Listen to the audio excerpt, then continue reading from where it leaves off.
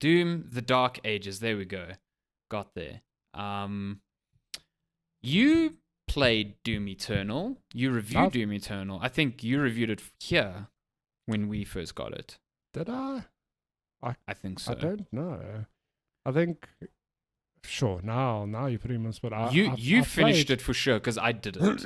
No, definitely. I've played Doom 2016 and Doom Eternal. So I've played the Dooms, the modern renditions of the Dooms, and I've enjoyed them. The Dooms. I think I enjoyed Eternal more than you did. Like, I didn't. It was difficult to say, Doom Eternal was way better than 2016 or that I hated it. I was like, they kind of felt the same to me ish. But I know you didn't vibe with Eternal.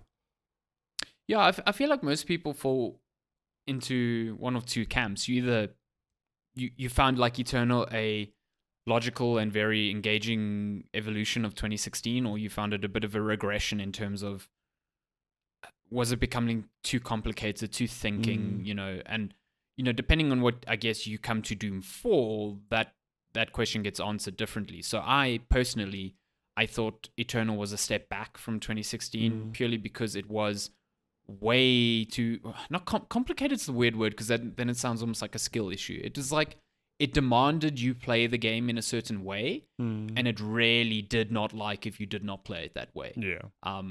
Not so much as didn't like it, like it refused to let you play it in another way. And so Doom Eternal is all about staying very mobile, switching between your weapons incredibly frequently, because you would be you would have very little ammo for every weapon. So if you're using the wrong weapon to attack the wrong demon, you're just burning that ammo. You're forced to switch, and now you find yourself in a very overly arduous fight because now you actually don't have the tools you need that the game expects you to have to fight X demon. I didn't like that. I like blowing people away with the super shotgun. I like the weapons that I like. And I don't like being told, no, you have to use every single weapon in your weapon wheel during every single encounter. It's like, that's cool. It's cool that you did that. That's not the sort of, that's not what I played 2016 like, and that's not what I wanted to play when I played Eternal. And so Doom: The Dark Ages feels like a response to that sort of player in many ways, because you are given loads of ammo for every weapon. You're given multiple different ways to keep yourself alive. There's health pickups are aplenty, armor pickups are aplenty. You don't have to kill enemies in certain ways to get health back. It's back to if you do a glory kill, you get health. If you kill someone while they're on fire, you get armor. And if you use your melee weapons here, you get ammo back. But you don't have to do those things to get those resources. They are also all around you. And so you have a bit more breadth to kind of play the way you want and enjoy the game how you want. And I find that it made Doom: The Dark Ages feel more like the sort of power fantasy that I felt was missing from Eternal. And I'm sure a lot of people are going to come to Dark Ages and be like, well, this feels way too dumbed down to Eternal. And that's fine. From my perspective, I vastly preferred this to Eternal because of that. But the reason, the interesting thing is that this doesn't play at all like Doom 2016 or Eternal. It has kind of reinvented Doom for the third time, which is kind of remarkable that they are doing this, because what other franchise completely fundamentally changes how it approaches its core mechanic with every single sequel? They, for all it is doing, and even if they don't fully click with everyone, they are trying different things every single time, which is kind of admirable nowadays. So the big thing here is that you now have a shield. Yeah. The whole principle of the Dark Ages is this idea of standing and fighting. You are no longer having to avoid every single projectile coming at you because you can actively block them. You can parry them to send them back to enemies. You can parry melee attacks. You can use your shield to do this extremely satisfying shield dash. It's for all intents and purposes a fucking teleport, because you can see a demon kilometers away from you, lock onto that guy and just click, and you are just you are right there in his face, ready to go, punching him, shooting him, doing whatever. The idea is for you to get up in the face of enemies, stay there, tank a lot of their damage, and return a lot of that damage to them. And I think when you compare that to 2016 and definitely Eternal, that is super not how they expected you to play. you would be actively murdered if you tried to play that game, those games in that way.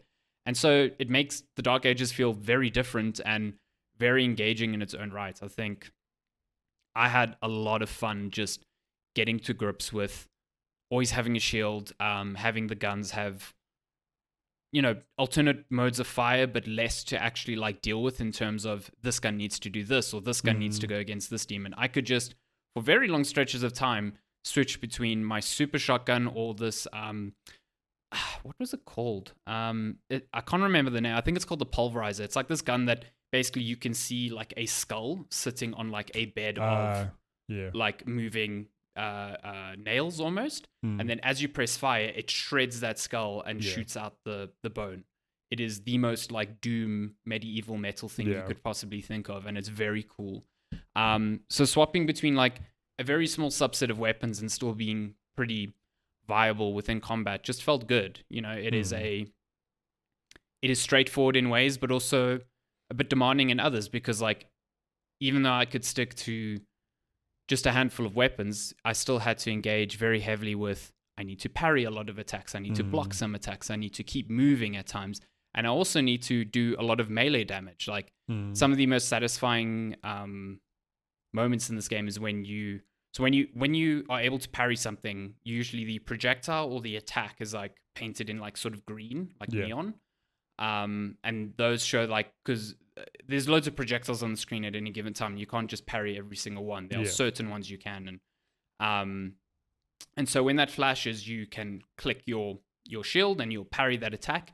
And as you parry that attack, there's like a slight, very, very slight pause in the action. And then you can immediately click like your melee button. So you'll either punch or you'll use your flail or you'll use whatever melee weapon you've got equipped, and you'll like return the damage back. It's like a counter attack. And so with some bigger enemies, you are like having to parry multiple attacks in a sequence. And when you do that, they become dazed, and then you can just like unload all the charges of your melee attack on them at once, because your melee attack is something that like refreshes. Okay. And it's refreshed faster the more attacks you parry. So it's like this dance of like, I unload 3 attacks on you, I parry your flurry, now I've got 2, I unload those 2 on you, then maybe I create some distance and then start shooting you again. Or I shield teleport to a demon on the other end of the battlefield and then take him out. It's really, really cool. It does feel, you get into this like sort of flow state of things, and you're just switching from shooting to meleeing to parrying to, it's good. It's really, really good. It does take some time to click. I think the beginning of the game especially is kind of front loading a lot of this information for you, where it's like, it's kind of reteaching you how to play Doom, but trying to do it in a very, very quick way, and then showing you, okay, cool, this is how this all coalesces into one thing. And at times it can be like, well, this doesn't really feel like it's clicking logically, but as soon as they start giving you more enemies which demand more like parrying prowess and stuff like that from you, then you're like, oh, I see how I'm shifting focus from one enemy to the other and continually moving. It's really, really smart, I think. And again, it's like the third way to play Doom in 10 years, which is quite...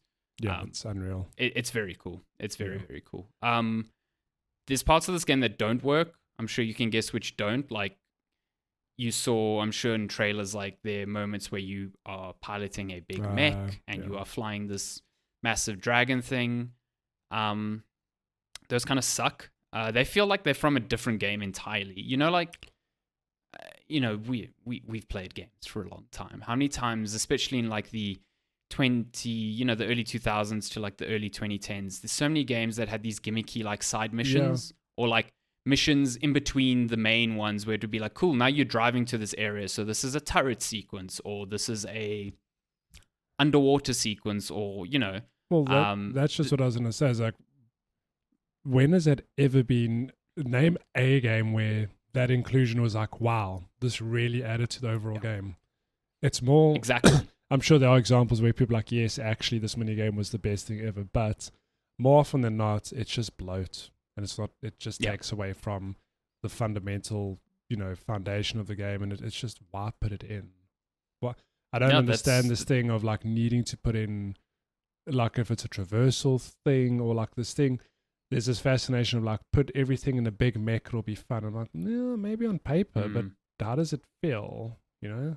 Or like a 30-minute on rails turret sequence is definitely what you need after 3 missions of the actual good stuff, you know? No, it's That's what it feels like here, which is super strange. It does feel nostalgic in a way, because I was like, wow, I haven't had this happen in a game in a very long time. But it is that, like, these mech battles are very slow. They're very shallow in terms of mechanical depth.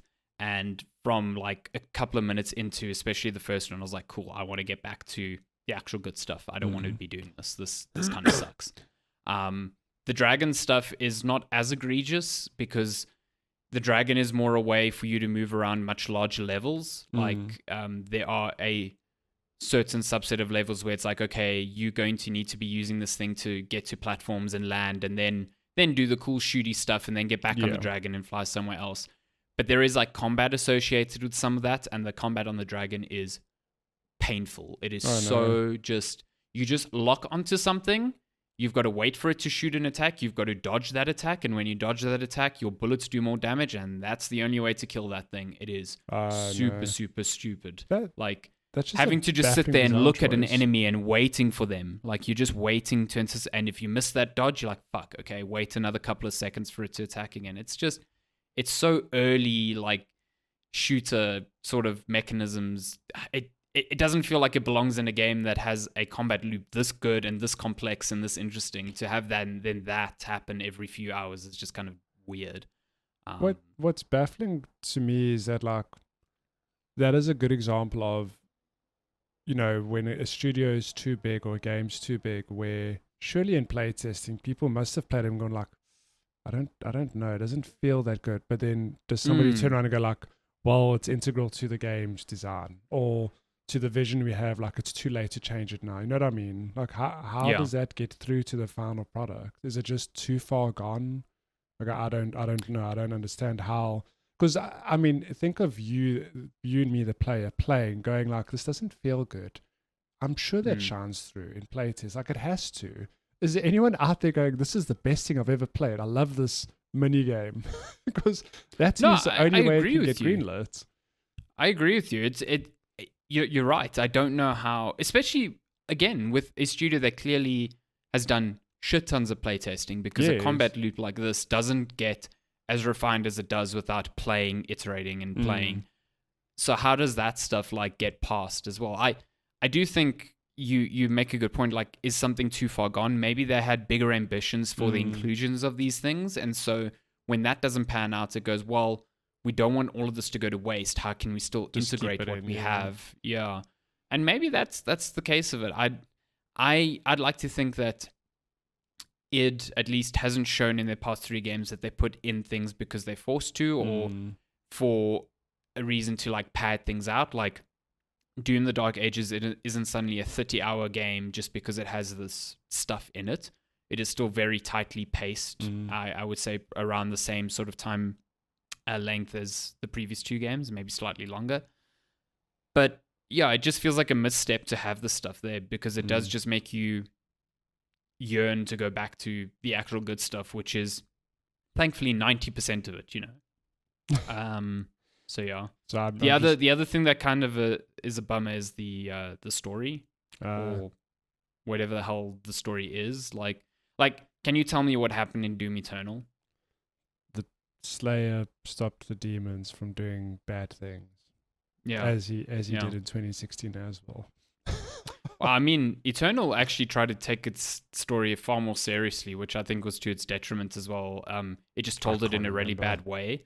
I mean, it was like, cool, now the Slayer is, you know, there's this whole mythos to hell, and like there's this warring factions sort of thing, and there's all these demons with like big names that you need to remember.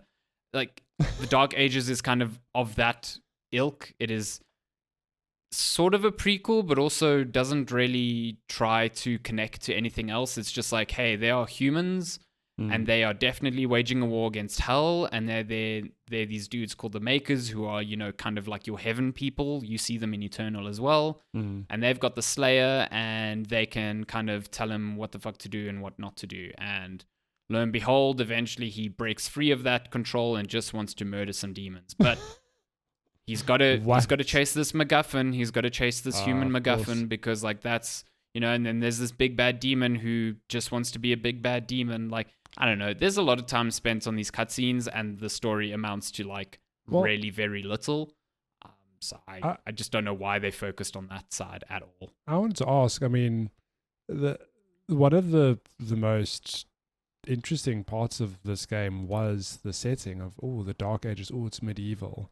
Watching the gameplay now, I'm like, I know, okay, maybe there are medieval parts, but how much does that actually play into the overall game?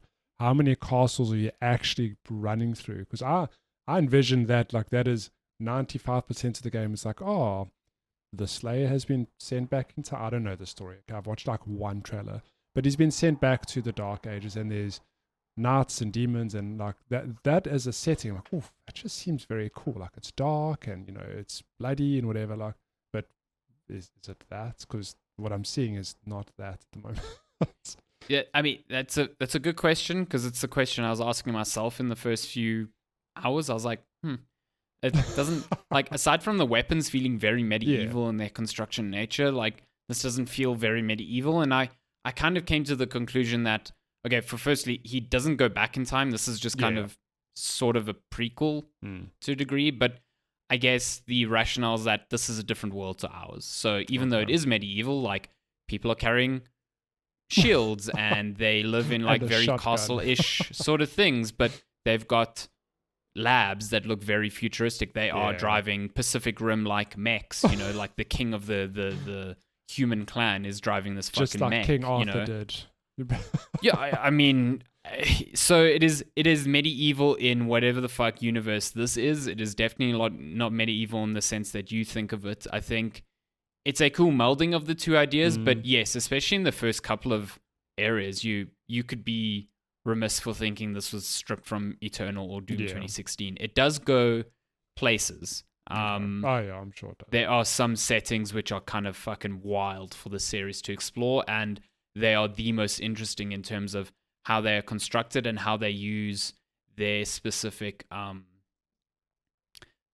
specific lore to hide certain secrets in their world. I like if I say what they are, then you kind of know what they are, but it's kind of cool to experience that stuff, That's for fine. yourself. No spoilers. It's really neat. But yeah, it's not like horses and chainmail armor and swords. No, you've just got a shield, and the Doomslayer wears some fur, and that's it. Nah. I mean, look. If you're watching the footage now, like, which Doom is this from? You know what I mean? All of them. Yeah, exactly. And that, that's not to the game's detriment, I don't think. I think, its weapons and its combat changes more than, they justify the sort of time period they're in. And I think the weapons themselves are all so different that they're just really fun to use. Like, there's instead of a rail gun, you have this gun, what's it called? I don't know. But it's basically, it functions similar to a railgun in that it does a lot of damage, is very slow to reload, but does a lot of very instant one-shot damage.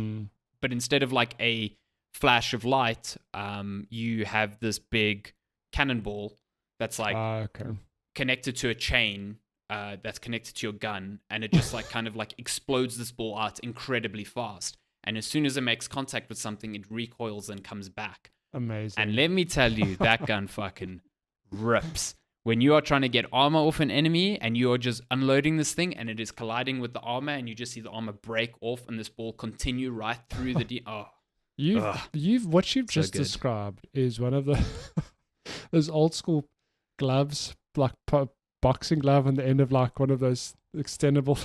Yes, that is 100% what that is. Yeah, like the Tom and Jerry thing where it's like he like plunges it in the boxing glove goes out. 100%. That's literally the. I can't wait for someone on PC to mod the gun to look exactly like that. That is a perfect. So what you're telling me is that I'm not going to find, instead of the BFG, I was expecting to find your old faithful BFG. Okay. Damn it.